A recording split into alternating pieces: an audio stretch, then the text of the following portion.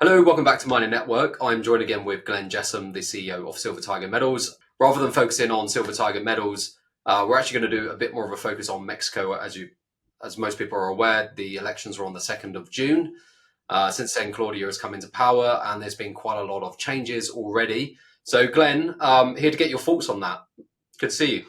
Oh, well, great to see you, Peter, and thank you for taking a little time. As you know, we've been in Mexico for 27, 28 years, our group, in the mining industry only, worked under a lot of different administrations that came as part of a strong democratic process in Mexico. And firstly, what I want to first say is what an amazing accomplishment by Claudia Sheinbaum. The first female president of Mexico. That is a monumental achievement for not only her, for women in Mexico, but for the country. We are sitting here today. We already have congratulated her party and in the various members we know, and we're really looking forward to working with her administration, not directly, of course, under the rules that she makes for all investors like us in Mexico. But one thing I want to say is she's a very impressive person. If for those that don't know her background, a brilliant person, has worked to the very top of her professional field, a Nobel Prize winner, and for the 6 years before this job, she ran a little place called Mexico City. I'm sure most people have heard about that. Over 20 million people, the sixth largest city on the planet, and did a phenomenal job. Ran it through COVID very, very well, the envy of many other countries.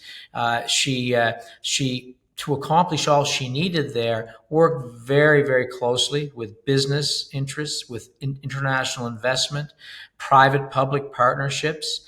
We think that in looking at the plan, and she had a laid-out plan, I think it was 200 points or 200 pages of her plan for Mexico City, and it was a very good plan, and we expect she'll have the same for Mexico. So, we welcome this fantastic win by her, and let's face it, very democratic country. The people of Mexico have made a strong choice and given her a great mandate, and we think she's going to do very, very great things for not just Mexico, but for the economy of Mexico, which any economy that thrives needs external investment. We're external investors in their country. We love being there, and we're looking forward to working there under this administration. Good. Look, on that, I want to play a short clip. This is from the newly appointed finance minister. I think that's the first message that we saw that really buoyed us in the fact that this is going to be a very good place to do business. Look, I'm not being critical of AMLO. For the mining industry, I don't need to review. It's been difficult 6 years. It's been difficult in permitting. It's been just difficult to get things moved forward, not for us. Silver Tiger, through that 6 years, raised $100 million, and we moved our project to the point where now this fall we're going to be ready to build a very profitable gold and silver mine. That being said, June 2nd was the election. That was a Sunday. On Tuesday, we were very surprised to be provided with this clip from Mr. Ramirez de la O.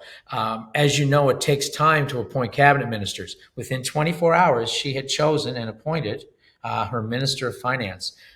That's not a normal occurrence for any government, and including Mexico, for that to happen. And not only did she do that, but she wanted a message, not to me or to the smaller investors, but to the financial community of the world, the Wall Streets, the Londons, the Hong Kong, etc., etc. So she actually asked Mr. Ramirez de la O to, on that Tuesday morning, right after the election, send an invitation to all financial institutions around the world for a 3-minute conference call, just like a conference call that big companies have when you get your earnings, and everybody can get on. And it was about 3 minutes. People should listen to this. This was how she sees Mexico in the world of investment and economics for the next 6 years.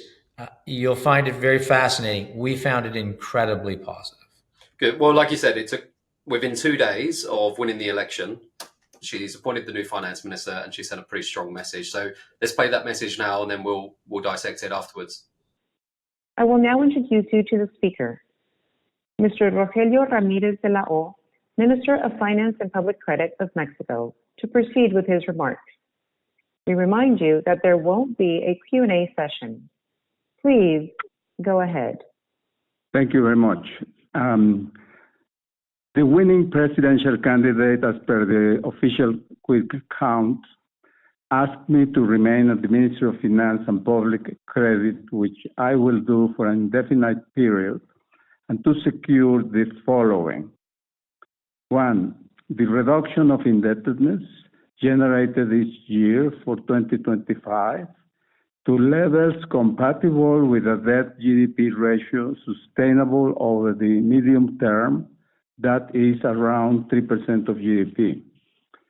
Two, refresh all communication with investors and rating agencies to confirm our priorities, that is macroeconomic stability, fiscal prudence, and the feasibility of our fiscal targets. Three, closer collaboration with Pemex, availing ourselves from the support to be reflected in Congress in order to optimize the good use of public resources. Four, confirm to international organizations and private investors that our project is based on financial discipline, abiding by the Bank of Mexico's autonomy, adherence to the rule of law, and facilitating national and foreign private investment. Five, as we work on the transition from one administration to the next, more information will be provided to you. Present with us today is Dr. Juan Ramón de la Fuente, in charge of coordination, Dr. Sheinbaum's transition team. Please feel free to contact us if you have any questions or need to clarify concerns. Thank you very much and have a good day. Okay, Glenn, so pretty powerful stuff there. Like I said, only 3 minutes long, but I think they got the gist across. The main takeaway for me, clearly stated trying to facilitate national and foreign private investment. Pretty good news.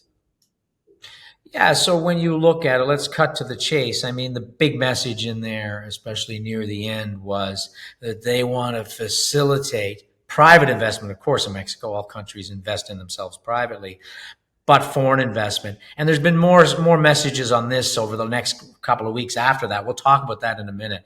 We thought that was such a strong message. She wants to be fiscally prudent. Reduce her debt down to past GDP levels of 3%, meet fiscal targets. These are such important things for countries where you want to invest. I thought it was very, very the word that was used, financial discipline. Okay, international investors kept coming up throughout his message. Autonomy for the Bank of Mexico, rule of law will govern. All of the things that in Canada, the United States, and in Mexico, we all take for granted. So just a very good message. The message was one thing. The fact that it was put out there so quickly for the world to basically say, when I am president, remember, she's not going to be president until October. This is amazing too. She's not president until October 1st. She appointed a finance minister to be and had him deliver this message on 24, 36 hours after winning the election on Sunday night late. So great message, great start. And it's got better since then, as far as we're concerned, as we see some of the various cabinet appointments and how she's talking about things. Well, let's go into that. And obviously, mining themed, mining focused. What impacts our industry the most in terms of the new appointments that have been made? So look, the way it's happened, I think it was yesterday. I think there was 5 cabinet ministers. The Thursday before was 5 cabinet ministers. I'm not saying the importance is the first 5 were most important, but as you go down the list, you can see for us on the first Thursday, a week ago yesterday, we were waiting because we expected the Minister of Economy and the Minister of Environment and Natural Resources. We refer to it under the moniker SEMERNET, to be appointed. Marcelo Ebrard was appointed as the Minister of Economy. You can go and look at all the online writings after this. I think everybody in the investment community internationally went, what a fantastic choice. Okay, this is and the word is pro-business, business friendly, a very, very accomplished person. Mayor of Mexico City before Claudia Sheinbaum. Foreign Minister of Foreign Affairs, left that, so you have a little background, about a year ago, and was a person who ran for the leadership, we would call it, or ran to him or Claudia to run for president. She won. So now she's basically brought him, or I guess you'd call a rival, basically in. We think this is the most important, and that's us, position in the government. Why? Well, he's going to be responsible for so much. And we'll talk about mining in a minute. Number one, he managed all U.S. relations with Mexico. Very astute in that, and Canada. He will be the person who will be in charge. I think we're going to renew the USMCA, the Free Trade Agreement with Mexico and Canada. He's in charge of that. He's come out strongly with many speeches since he's been appointed saying, number one priority, Canada, US, Mexico. Love to hear that, Canada. Secondly, he is in charge of nearshoring. I don't think people understand the opportunity that Mexico has. We should all envy them. The world is changing. The Americans are going to bring manufacturing back to North America. It's happening. Last month, Mexico exported for the first time ever more product to the United States than China. You imagine how fast this is happening. That opportunity is immense for Mexico. He is in charge of that. He's going to build 10 industrial zones. He gave a speech the other day along the U.S. border in the south, all over the country, and they are going to drive that economy. And so he has a big, big role. Mining is a big part. It's 8% of GDP in Mexico, industrial. He, of course, knows that. He's business friendly. We expect that once he gets in place, and from people who we know who've dealt with him in Mexico, he's a person who has dialogue. He listens. He listens to everybody's interests and concerns and then makes very good, rational business decisions. We welcome that. Why is he important? Well, he's important because the director of mines, who's not been appointed yet, a lower administration person, will report directly to him. So we will have his finger on that.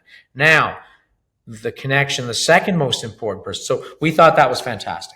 We were so happy when we saw that appointment, a very, very strong professional candidate. Secondly is the SEMERNET Minister of Environment and Natural Resources, better for us, is a lady called Alicia,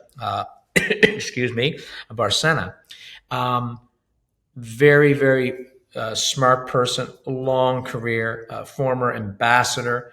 When foreign works very closely and knows Mr. Marcelo Ebrard, the economy minister, very well. They were, I guess you could almost call it, maybe I'm making this up wrong, 1-2 in foreign affairs. He was the Minister of Foreign Affairs, and after he left to go run for the nomination for the president for the Morena Party, she took over that role. So they know each other very well. They've worked together very well. She's been an ambassador to Chile. She's been around mining her entire life. She's a scientist. We expect her, if we're to be a good supporter of mining. We think that, like she should, ESG is going to be at a forefront, the environmental standards. But we everything we do in Mexico is to the top international environmental standard. We don't just look at a country's law. When we build something, we are at the very highest level. So we welcome that. I think it sets us apart and actually helps us with what we want to do in Mexico. So we're very excited about these two appointments, and we see both of them as being business friendly, is the word used in the press, pro-business, and when we see the Minister of Mines appointed down the road, we can have a further talk about that. But these first appointments, we've been very, very buoyed by them. Good.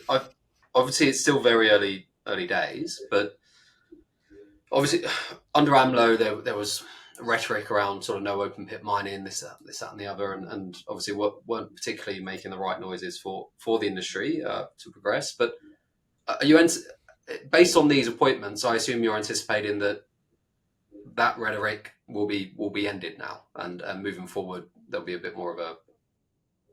We have never thought that open pit mining would be banned in Mexico. People have to realize. I keep saying, here's a country that want to own nearshoring. Here's a country that want to own all ends of the supply chain, from the resources that are made there right up until not own, I guess, develop in their country, from the resources, the manufacturing, the end product, and we never thought open pit mining would ever be banned. 92% of all the ore in Mexico comes from open pits. 70% of the metal comes from open pits. It's 8% of their industrial GDP, 3% of overall GDP. They make more silver in Mexico, we do, than anywhere in the world by a long shot. So we never thought it would be. Now, there was rhetoric when, last fall, AMLO had a list of all of these things that if he could constitutionally reform, he would do it. And open pit mining made it on there, and a bunch of other things that we didn't think would happen. And it didn't happen. Now, let's talk about how some messaging what we've got that we think is very positive outside of the new appointees. Because we think with the new appointees, once they take and get in position in October 1st, they're going to have some time. They're going to do consultation. We think that it's going to be much better for mining. And I think we have reasonable information in what we see and who we talk to there, that will happen. But let's talk a little microcosm. The election. Claudia won a resounding victory. But they also have a Congress and they have a Senate. And most people are familiar with how that works. It sounds a lot like the U.S. system. To have constitutional reform, you need approvals from both of these houses. 2/3 approval. They call it in Mexico, maybe we call it here too, a supermajority. Claudia not only won big in the election, and no one was surprised by that. I think we were a little surprised that there was a supermajority, a 2/3, not her party, but a coalition, where they have a supermajority in Congress. So that gives them great mandate from the democratic process, from the Mexican people giving them that mandate, which is how it works. We'll never question that, to make changes. Secondly, on the Senate, they did not get the supermajority. So anything that's tried to be constitutional amendment, they're going to have to negotiate to get, as you see in the United States all the time, they make a big deal about it. On television, we have to get this support and that support. There'll be some of that, but that means any change will have to be a negotiated change, which is good for the process, which is good for democracy. Now, AMLO is here's where I thought we got a very good message. With that supermajority and a big mandate, Claudia doesn't get in power until October 1st. The Congress and Senate start September 1st. That means that AMLO, for the month of September, is president. He's still going to be president until the transition is done October 1st. So we always wondered, what is he going to do? He doesn't have the full supermajority he needs, but he has a great mandate. He can pass something in Congress and then work to try to negotiate to get it through the Senate. And so we always said, what is he going to do? He can't do everything. He's got 30 days. So he came out, her and him, Sheinbaum and AMLO, met, it was about a week ago, and talked about what legislation both of them would support as far as the final changes, I guess, that AMLO will make legislatively before he leaves office in that 30-day period. Open pit mining, they have a list of 4 things. It's been made very public. They've listed it. We're going to concentrate on these 4 things.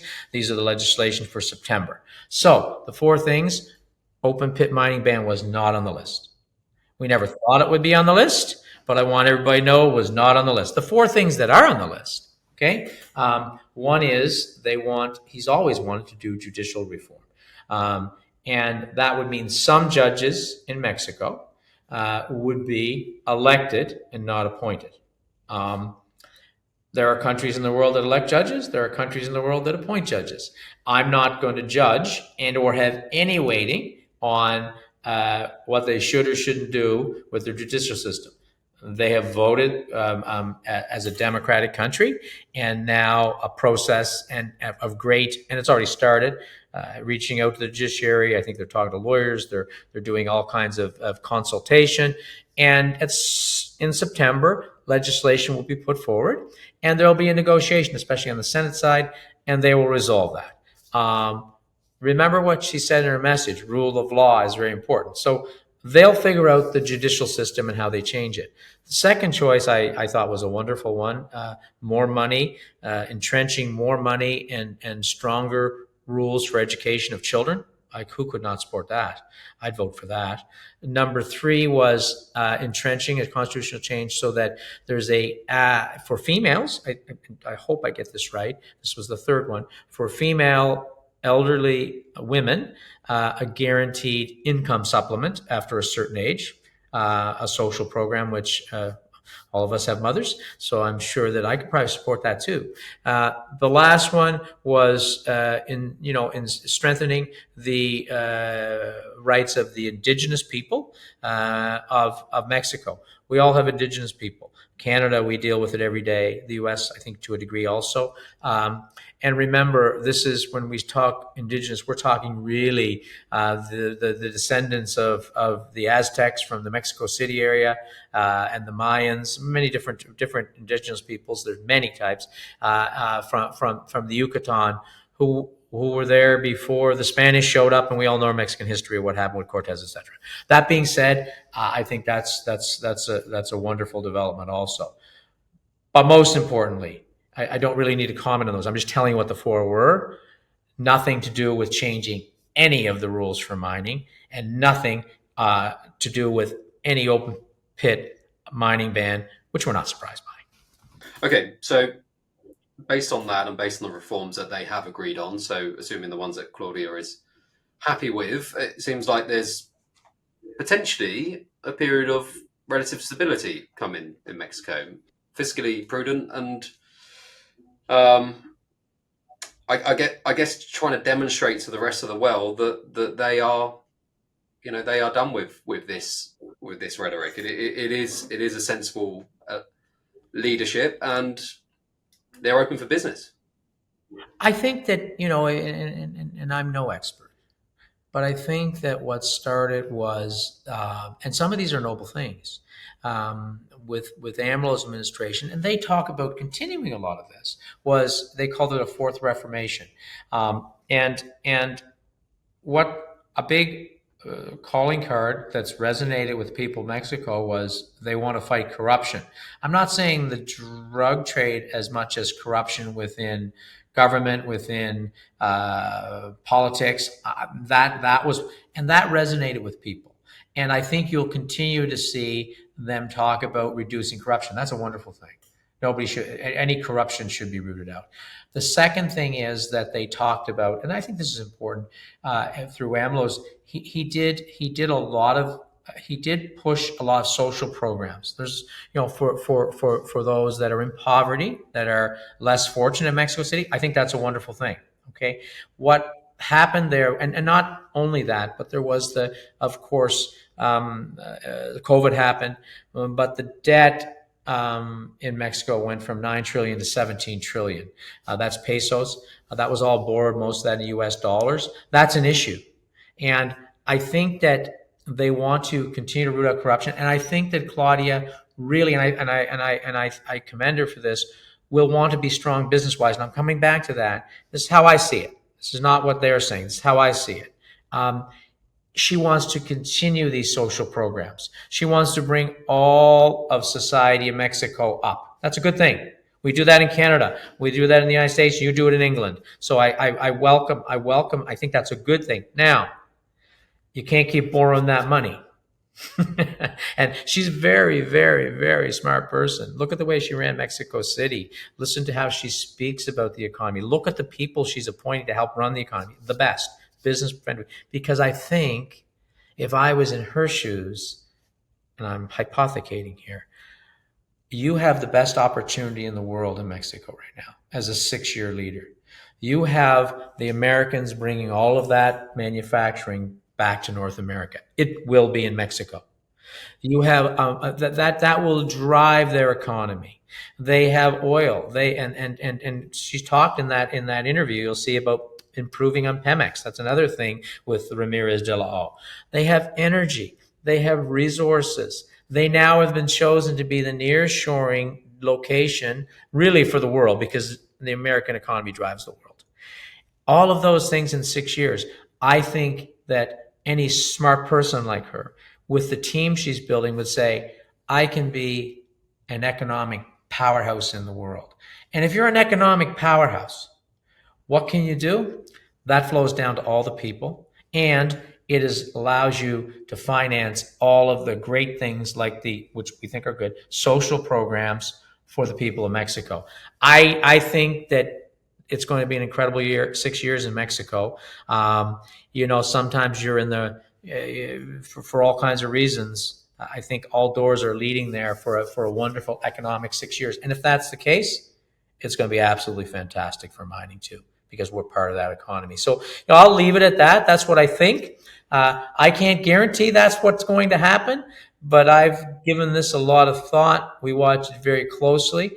And I hope that, some of the insights that we've shared here today help our investors in Silver Tiger and other mining companies in Mexico kind of navigate through the next 5-6 months.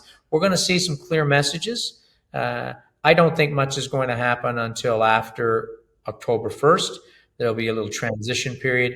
But boy, when those first permits start flowing and business gets rolling, I think that there's going to be a renaissance in Mexico. It's been beaten down far too much on things that never happened, that people said were going to happen. And I think that the future is very, very bright for silver mining in Mexico. Agreed. Glenn, thank you for the update. Wonderful, Peter. Thank you.